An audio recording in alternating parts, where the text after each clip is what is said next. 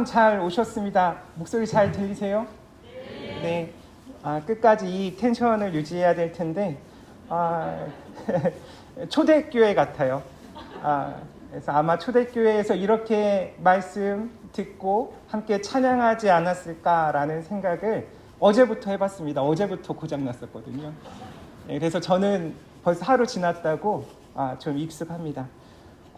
오늘 찬양도 너무 좋았고요. 이 찬양 제목이 은혜라는 찬양이에요.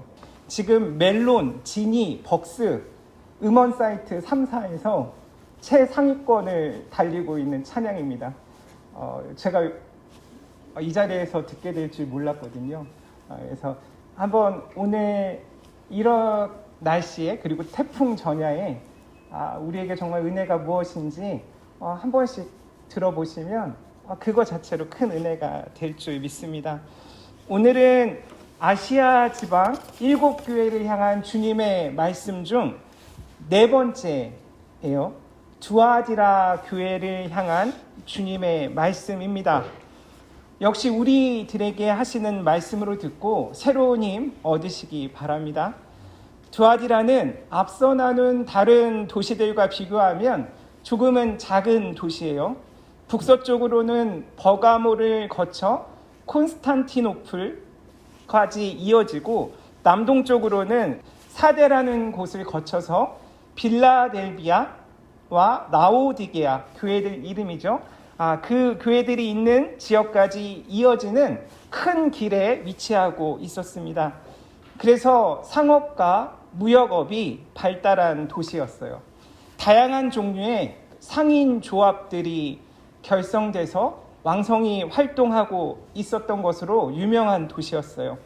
특히 두아디라 하면 염색 기술이 아주 잘 알려져 있는데 그래서 고급 옷감을 생산해내는 곳으로 유명했습니다. 사도행전 16장 14절을 보면 두아디라시에 있는 자색 옷감 장사로서 하나님을 섬기는 루디아라 하는 한 여자가 말을 듣고 있을 때 주께서 그 마음을 열어 바울의 말을 따르게 하신지라 라는 말씀이 있죠. 바울이 두 번째 선교 여행 중에 마케도니아 빌립보에서 만난 자색 옷감 장수였던 루디아가 바로 이 두아디라 출신이었습니다. 종교적인 면에서 살펴보면 버가모라는 그 도시와는 달리 신전도 많지 않았고요. 황제 숭배도 강하게 요구되지 않았던 곳이라서 그리스도인들에 대한 박해가 그렇게 심한 도시는 아니었습니다. 그럼에도 오늘 말씀을 보시면 주님으로부터 긴 걱정을 듣고 있죠. 왜 두아디라 교회는 주님께 이렇게나 걱정의 말씀을 들어야 했는지 우리가 살펴봐야 합니다. 두아디라 교회가 직면하고 있는 가장 큰 문제는 자칭 예언자, 선지자라고 하는 이세벨이라는 사람 때문이었어요. 신앙의 심각한 위기를 이 사람 때문에 초래하고 있었고 이 사람을 두아디라 교회가 용납했다는 게 문제였습니다. 그녀는 교인들을 가르쳐서 깨어서 행음하게 하고 우상의 재물을 먹게 했죠.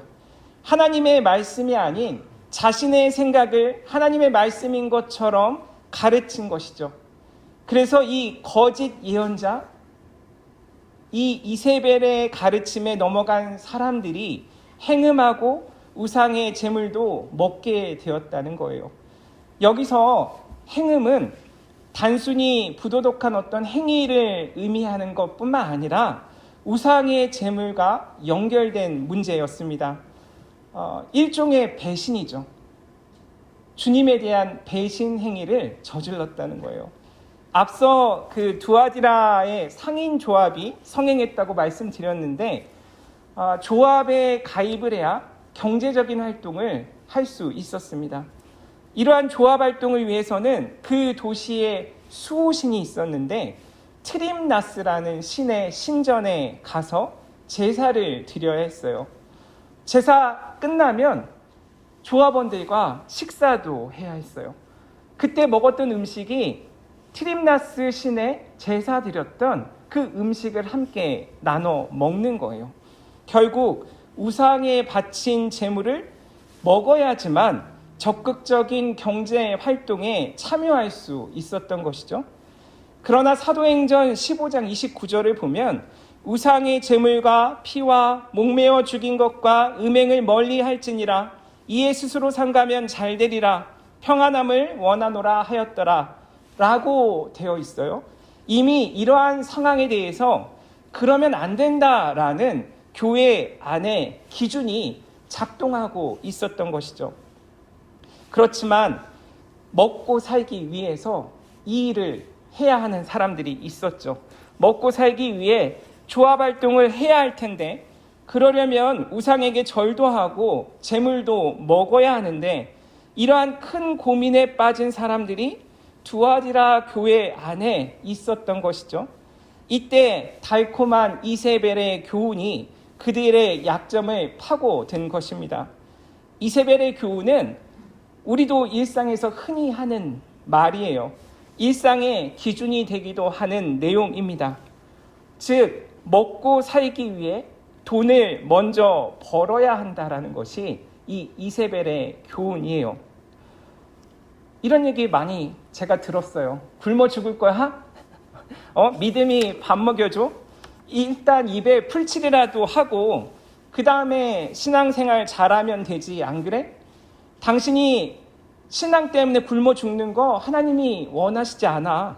하나님은 우리가 다 잘되기 바라셔. 지질이 궁상으로 사는 거 그게 하나님의 뜻일까? 우상의 제물? 그거 별거 아니야. 그냥 음식이잖아. 맛있으면 0칼로리야. 웃지 않으시네요. 네, 그거 먹었다고 죄책감 느낄 필요 없어.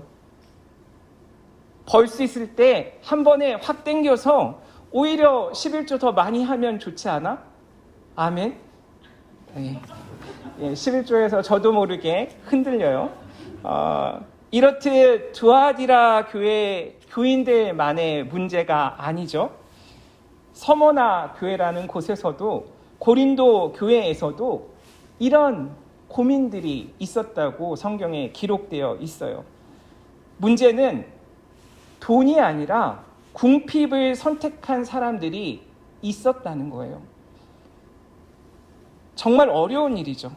타협하지 않고 믿음을 지키면서 순교까지 한 사람들이 분명히 있었어요. 반면 두아디라 교회에서는 이러한 이세벨의 교훈을 용납했다는 것이 문제라는 거예요. 이 용납하다라는 말은 히라버 아피에미라는 단어예요. 뜻은 허락하다, 용서하다, 참다라는 의미입니다. 쉽게 얘기하면 그냥 보고 있는 것까지 포함돼요. 어쩔 수 없다고 생각하는 것. 이러한 신앙 태도를 주님께서 걱정하고 계신 거예요. 뭐 어쩔 수 없잖아 라는 말 뒤에 숨으면 결국 주님의 심판이 있다고 경고하는 거예요. 물론 주께서는 회개의 기회를 주셨습니다. 회개하지 않으면 큰 환난 가운데 던져질 것이라고 말씀하셨어요. 이세벨에게까지도 회개할 기회를 주셨는데 그녀는 생각을 바꾸지 않았어요. 회개는 다른 것이 아니라 내 생각을 바꾸는 것이죠. 그래서 그녀는 오늘 본문에는 정확하게 병상이라고 번역이 되어 있는데 개역개정에는 침상이라고 되어 있어요. 그래서 과학인가? 아니면 흔들리지 않은 편안함인가? 제가 오해했던 적도 있었어요. 번역을 너무 잘해놔서 웃길 기회를 잃어버렸어요. 네, 원래 침상이었는데. 이세벨은 소위 잘 나가는 사람이었을 것이고 이렇게 투자하고 저렇게 돈을 운용하면 나처럼 성공할 수 있어라고 이야기했기 때문에 많은 사람들이 그녀의 말을 용납했을 텐데 그 끝이 결국 병상이었다라는 것이죠. 그리고 18절에서도 23절에서도 주님은 불꽃 같은 눈으로 우리의 마음과 뜻을 살피시기에 회개하지 않으면, 생각을 바꾸지 않으면 그럴듯하게 겉으로 포장해 봐야 소용이 없다는 거예요. 말씀을 묵상하면서 제게 이세벨의 교훈은 무엇일까? 11조 말고 또 뭐가 있을까? 생각해 봤어요. 여러분에게 이세벨의 교훈은 무엇인지 생각해 봐야 돼요. 하나님의 말씀이 아니라 이러한 이세벨의 교훈의 영향 속에 내가 살아가고 있다면 우리는 다시 생각해야 된다고 말씀은 우리에게 이야기하십니다. 이렇게만 말씀이 끝난다면 정말 큰일이겠죠. 이세벨의 교훈과 소위 사탄의 깊은 것, 이 사탄의 깊은 것이라는 것은 별 이야기 아닌데도 비밀인 것처럼 떠벌리는 일로 믿음의 사람들을 넘어뜨리려고 하는 그런 시도들을 이야기하는 거예요.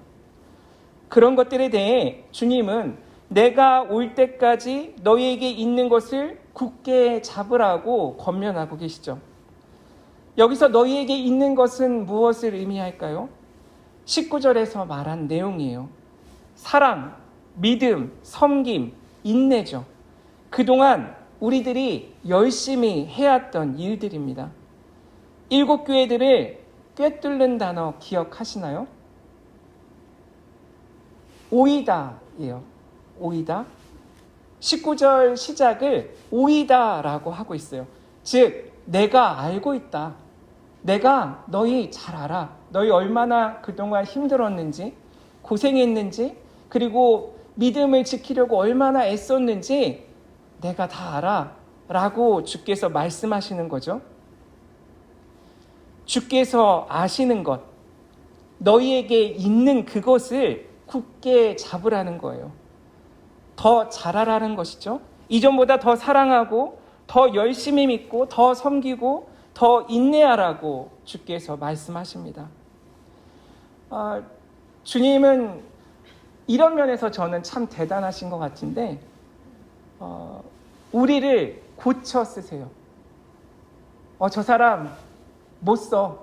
그런 말 하죠. 옛날에 그런 말 많이 했던 것 같아요. 사람은 고쳐 쓰는 거 아니야 라는 이야기 많이 하는데 주님은 우리를 고쳐 쓰세요. 주님의 뜻이 심판이 아니라 구원에 있기 때문에 우리가 하나님과의 관계 그리고 사람과의 관계를 잘 맺으면서 이 땅에 살아가기 원하시기 때문에 십자가 사건이 있었던 것이죠. 그래서 오늘 말씀의 결론은 이기는 자가 되라고 하세요. 이기는 자는 지금 말씀드렸던 내 일, 하나님의 일을 끝까지 지키는 자가 이기는 자래요.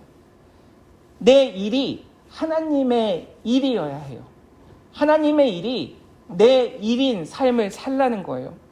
어렵지만 세상과 타협하는 일을 줄이고 믿음을 지키라는 거예요. 끝까지 그렇게 살려고 애쓰는 사람이 이기는 사람이라고 주께서 권면하시죠. 끝까지 하나님의 일을 지키면서 살면 만국을 다스리는 권세를 주시겠다 약속하세요. 주께서 다시 오셔서 철장, 쇠, 지팡이를 가지고 그들을 다스려 질그릇 깨트리는 것 같이 하신다고 말씀하세요. 18절에 나와 있는 표현대로라면 그 발이 노새와 같으신 분, 이 부분도 개역개정에는 그 발이 빛난 주석 같다라고 되어 있는데 동일한 의미이죠. 여담이지만 제 이름이 이주석인 이유도 오늘 말씀의 이 빛난 주석 때문이에요. 희한하게 태몽을 고모님이 꾸셨는데 꿈속에 산신령 같은 할아버지가 아마 누구신지 모르겠어요. 나오셔서 새로 태어나는 아이의 이름을 빛난 주석이라 하여라 라는 이 말씀을 보여주셨대요. 그래서 제가 주석이가 오늘날 되었죠.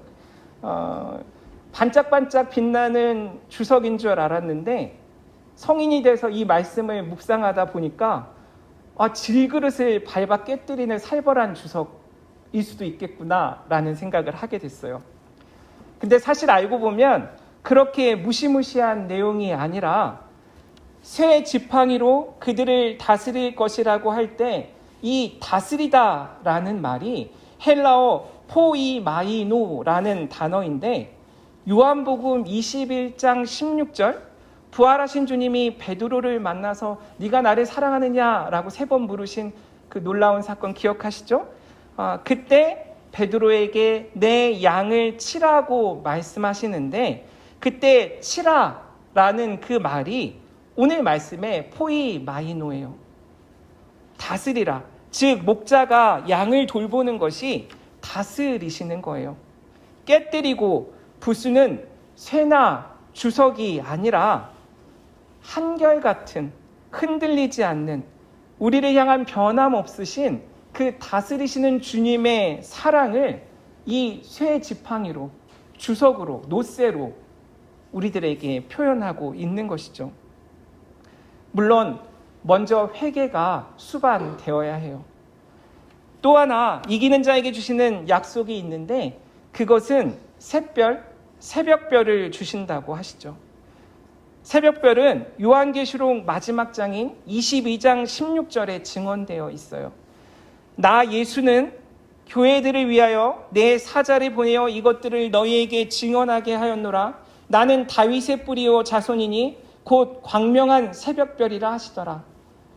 새벽별은 예수 그리스도이시죠. 이기는 자가 되면 주님을 주신대요. 말씀을 준비하면서 특히 19절이 제 마음에 깊이 남았어요. 메시지 성경에는 이렇게 고백하고 있습니다. 나는 내가 나를 위해 하고 있는 일을 잘 안다.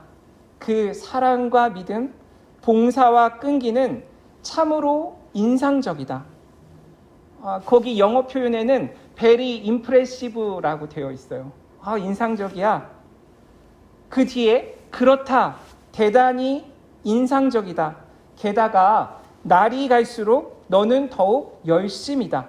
You get better at it every day라고 되어 있거든요.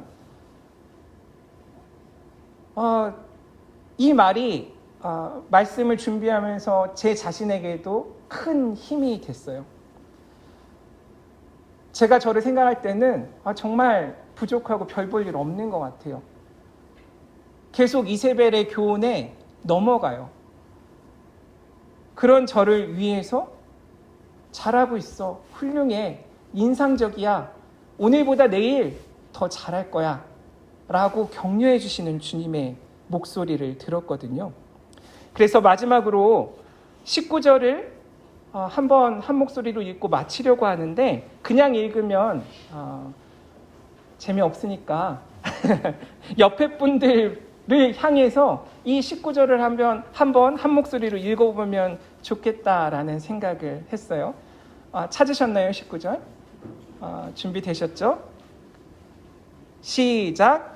나는 내 행위와 내 사랑과 믿음과 섬김과 오래 참음을 알고 또 내 나중 행위가 처음 행위보다 더 훌륭하다는 것을 안다. 아멘. 일상을 살면서 이 말씀을 우리가 많이 했으면 좋겠어요.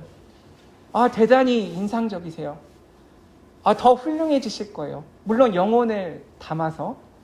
네.